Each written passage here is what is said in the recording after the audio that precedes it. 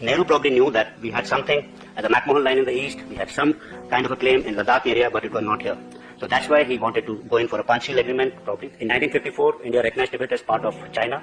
Both countries signed the Panchsheel agreement. With this, India assumed that it has settled its border. CDS Anil Chauhan ने कुछ historical facts क्या coat कर दिए, पूरे ecosystem में आग लगी हुई है। भला ऐसा क्या गलत बोल दिया CDS ने? India and China were never neighbors historically.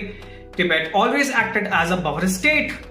It was after China annexed Tibet in 1950, China became our neighbor.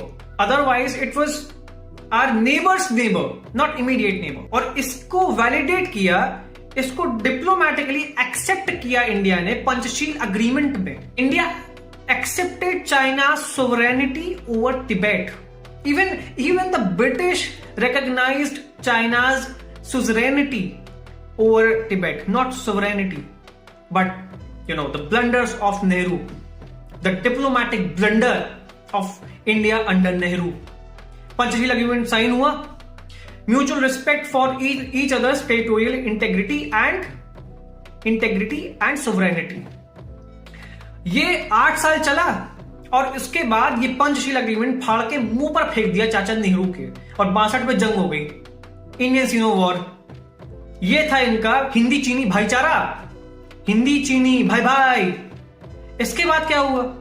इसी के बीच में इन्होंने चाइना को रेकमेंड कर दिया यूएनएससी की परमानेंट सीट के लिए, द जेम्स ऑफ नेहरू. 1951 में आई थिंक नेपाल के राजा थे king Tribhuvan actually proposed to join India. वो चाहते थे भारत उन्हें एज अ प्रोविंस एक्सेप्ट करे, but Chacha Nehru declined the offer. इन्होंने यूएनएससी की सीट डिक्लाइन की, इन्होंने नेपाल का ऑफर डिक्लाइन किया. ये सत्यवादी हरिश्चंद्र बने हुए थे. इन्होंने नेहरू लियाकत पैक्ट भी साइन किया था, अगर आपको याद हो. इनकी कोई ट्रीटी सफल हुई है? कोई. नेहरू लियाकत पैक्ट साइन किया था माइनॉरिटीज के राइट्स को प्रोटेक्ट करने के लिए दोनों देशों में. भारत में तो फले फूले मुसलमान, पर पाकिस्तान और बांग्लादेश में क्या हुआ? ईस्ट पाकिस्तान वेस्ट पाकिस्तान, उस वक्त के क्या हुआ? मारे गए, काटे गए, रेप हुआ, सब कुछ खत्म हो गया वहां पे मामला. इसी तरह से इन्होंने इंडस वाटर ट्रीटी भी साइन की थी, जो कि एक तरफा थी पाकिस्तान के लिए.